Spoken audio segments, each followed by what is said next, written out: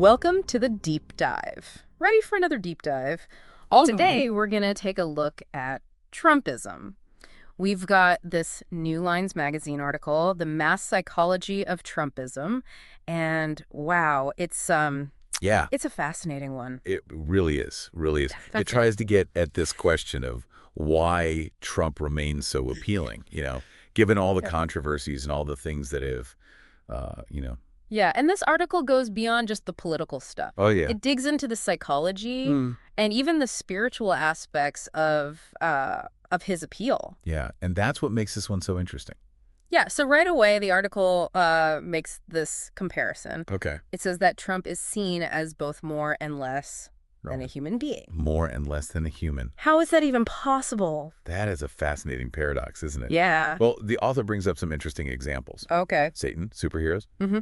These figures, they kind of exist in this this in-between space. They have these amazing abilities, but they're missing some of the qualities we usually associate with being human. Okay.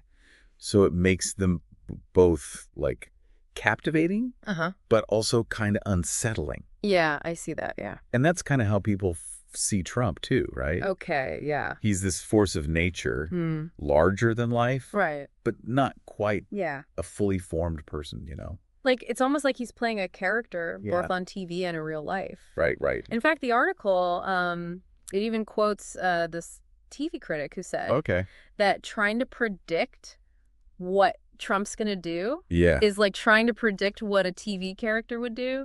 That's a great analogy, I think. It really captures that that performative aspect of Trump. Yeah, and you know what? That actually makes me think about that. Oh, That strong connection that his supporters feel with him. Oh, absolutely. Like, it's almost like they have this personal relationship with him. It's that parasocial bond, right? Yeah, exactly. Where they feel like they know him, even though they've never actually met him. So we've got this image of Trump as this larger-than-life figure. Right. But then the article uses this phrase, the Rain Man of nationalism. The Rain Man of nationalism. What's that all about? Well, this is where the article starts to really dig into Trump's inner world. Okay. Or maybe the lack of an inner world, Okay. The author suggests that Trump might exist in kind of a narrative vacuum. A narrative vacuum. Meaning he doesn't really have that deep introspective understanding of himself. So, like most of us, we have this story we tell ourselves about who we are. Right, that inner narrative. Yeah, he doesn't have that. It seems that way. Wow. He's described as an episodic man. Okay. He's all about the moment, focused on winning each battle without a whole lot of introspection. Wow. That's interesting. It is. So that kind of reinforces this idea that he might be seen as less than a fully formed person. In some ways, yeah. But he also has these remarkable abilities. Right, right. Kind of like the Rain Man, right? Who has those. Yeah, extraordinary skills, but maybe not the same social awareness. This is where it gets really interesting, though. Okay, I'm listening. So the article talks about how some evangelical Christians see Trump almost as a biblical figure. Wow, okay. That's a big claim. Yes, that's a huge leap. It is, but I think it's important to understand where they're coming from. Yeah. So the article explains that for a lot of evangelicals, Trump is this this flawed vessel chosen by God for a higher purpose, Okay. He's a warrior in their eyes, fighting against these threats to their faith and their values. So they're drawing these parallels to like King Cyrus or David, right? Yeah, those biblical heroes. But Trump. Really? Well, the article digs into that. Okay. And it suggests that this belief comes from this idea that God works in mysterious ways, right? He can use anyone, no matter their flaws, to achieve his goals. So even though they acknowledge that he has these shortcomings, they still believe he has this divine purpose. Exactly. That's really fascinating. It's a powerful belief when it comes to politics. It is. It is. And it's not just limited to evangelicals either. Oh. The article also looks at the broader appeal of these authoritarian leaders. Right, because it seems like there's a certain type of person who's drawn to that kind of leadership. Absolutely. So what's going on there? Well, the article talks about this concept called the authoritarian personality. Okay. And these individuals, they tend to really like strong, decisive leaders. They like things to be black and white. Right. They want clear boundaries between us and them. Okay. And they want someone who's going to come in and protect them from all these perceived threats. I can see how that would appeal to certain people. And it plays right into Trump's rhetoric, right? Oh, absolutely. The constant focus on enemies. Right. The fighting for the good people. And you know what? That makes me think about how the article points out that for a lot of Trump supporters, his flaws are actually part of his appeal. It's interesting, isn't it? Yeah. But it's true.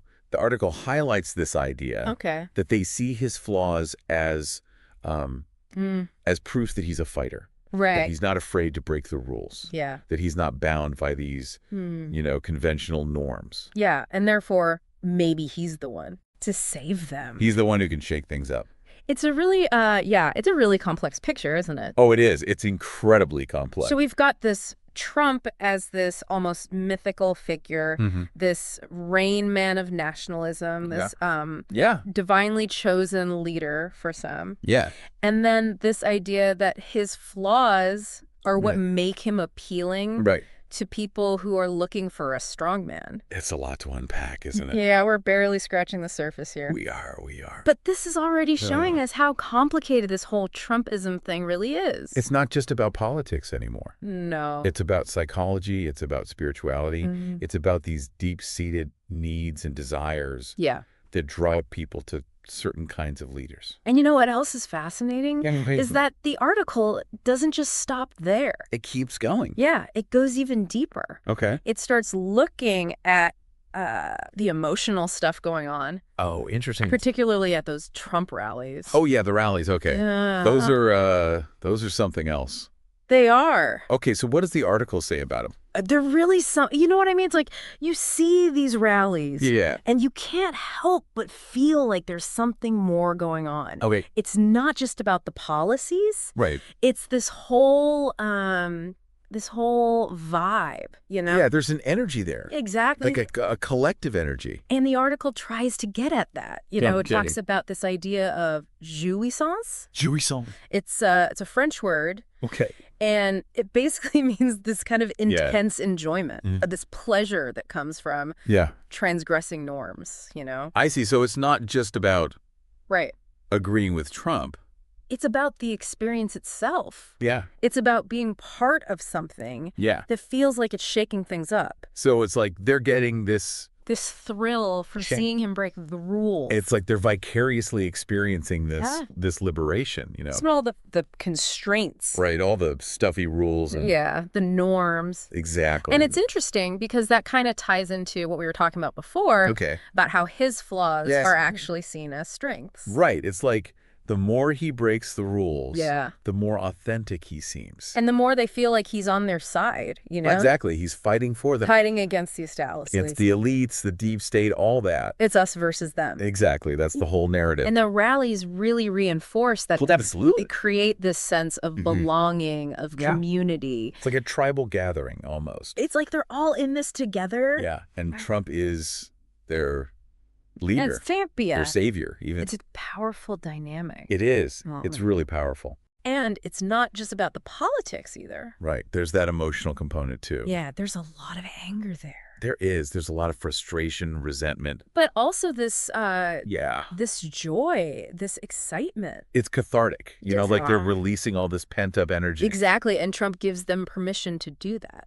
He validates their feelings. He tells them it's okay to be angry. It's okay to feel like you've been wronged. And he gives them a target for that anger. The elites, the media, the immigrants, the liberals. Anyone who's perceived as a threat. It's a very us versus them mentality. It is, and that's what makes it so dangerous. Because it creates this division. Exactly. It makes it harder to have any kind of meaningful dialogue. Because if you're constantly seeing the other side as the enemy. As the enemy, it's hard to find any common ground. It's almost impossible. And that's what worries me. Right, so. Because if we can't even talk to each other, how are we ever going to solve any of our problems? It's a recipe for gridlock. And even worse, potentially violence. Yeah, because when people feel like they've been pushed to the edge and they have no other outlet for their anger, things can escalate very quickly. We've seen that happen. Unfortunately, we have. And it's a scary thought. It is. It's very scary. So what do we do? Well, that's the million-dollar question, isn't it? It is. How do we bridge this divide? How do we find a way to come together? When it feels like we're drifting further and further apart. The article offers some potential solutions. It does. Okay, I'm interested. Yeah, it talks about the importance of empathy, of understanding where the other side is coming from. It's about listening, right? Exactly. Trying to see the world through their eyes. And not just dismissing them. Right, not just writing them off as deplorable or irredeemable. Because that just makes things worse. It shuts down any possibility of dialogue. And it reinforces that us versus them mentality. Which is exactly what we need to avoid. So empathy is a good starting point. It is. It's essential. But it's not enough. Right, we need to go further. We need to address the root causes. The underlying issues. The economic inequality, the cultural anxiety. The sense of being left behind. Because if we don't address those issues, yeah, the anger and resentment will just continue to grow. And it will be exploited by those who seek to divide us. So we need to find a way to create a more just and equitable society. A society where everyone feels like they have a stake. Yeah, a place at the table. And a chance to succeed. So that's a tall order. It is, but I think it's possible. I hope so. Me too. Because the alternative is too frightening to contemplate. It is. It's very frightening. So we need to keep talking. We do. We need to keep listening. And we need to keep working towards that better future. Even if it feels like an uphill battle. Even if it feels impossible. Well, because the stakes are too high to give up. They are. They are. This deep dive has been a real eye-opener. It has, hasn't it? It's shown us just how complex this whole issue of Trumpism is. It's not just about one man. Yeah. It's about a whole set of beliefs and attitudes. And it's about the state of our country. And the state of our world. So where do we go from here? Well, I think that's the question we all need to be asking ourselves. It is. What can we do, individually and collectively, to create a more just and compassionate world? A world where everyone feels like they belong. And where everyone has the opportunity to thrive. That's a beautiful vision. It is. And it's one worth fighting for. Absolutely. Yeah. It's a big question for sure. It is. And I think this article does a good job of not just highlighting the problems, but also offering some potential paths forward. Oh, that's good. So it's not all doom and gloom. No, we need some hope, right? Yeah, exactly. So what are some of those paths forward? Well, one thing the article talks about is the need for empathy. Empathy. You know, like really trying to understand where Trump supporters are coming from. Okay. And it makes sense, right? Like we were talking about all those anxieties, those frustrations. Right, the economic insecurity. Yeah, the cultural shifts, like the feeling of being left behind. All of that. Yeah. Those are real things. Absolutely, those are real struggles. And instead of just dismissing those people as ignorant or bigoted. Yeah. We need to listen to them. We need to listen. Try to understand their perspective. Yeah, because that's the only way we're going to be able to start to bridge that divide. Exactly, because when you just dismiss people, it just makes them dig in deeper. Right. It reinforces that us versus them. Exactly. And the article also talked about this idea of like countering those authoritarian narratives. Right, the propaganda, the misinformation. Yeah, with different stories. Okay, so like alternative narrative. Yeah, narratives that focus on hope and unity and shared values. That makes sense. And I think that's where like education comes in. Oh, absolutely. Media literacy, critical thinking skills. Those are crucial, Like helping people to discern fact from fiction. Right, to be able to spot when they're being manipulated. Exactly, because we can't just assume that everyone has those skills. Right, those are skills that need to be taught. They need to be fostered. Yeah, and it's not just about protecting ourselves from bad information. Right. It's also about promoting good information, positive stories. Like we need to offer people a vision of a future that's worth striving for. A positive vision, Yeah, something that's inclusive and just and equitable. A future where everyone feels like they belong. Yeah, exactly. And where everyone has the opportunity to thrive. That's what we should be aiming for. I agree. So it's like a multifaceted approach, right? It is. It's going to take a lot of work. It is, but I think it's the only way forward. I think so too. This deep dive has been a lot to process. It has. It's been a real journey. It has, but it's been really insightful. It's been eye-opening, I think. Yeah, and I hope for our listeners, too. I hope so. You know, we've explored some dark stuff. Yeah, there's been some dark stuff in there. But we've also seeing that there's hope. Yeah, there's always hope. There's a path forward. There's a way to heal these divisions. And to build a better future. Yeah, a future that we can all be proud of. Absolutely. Well, thanks for joining us. Thanks for having me. And we'll see you next time on The Deep Dive.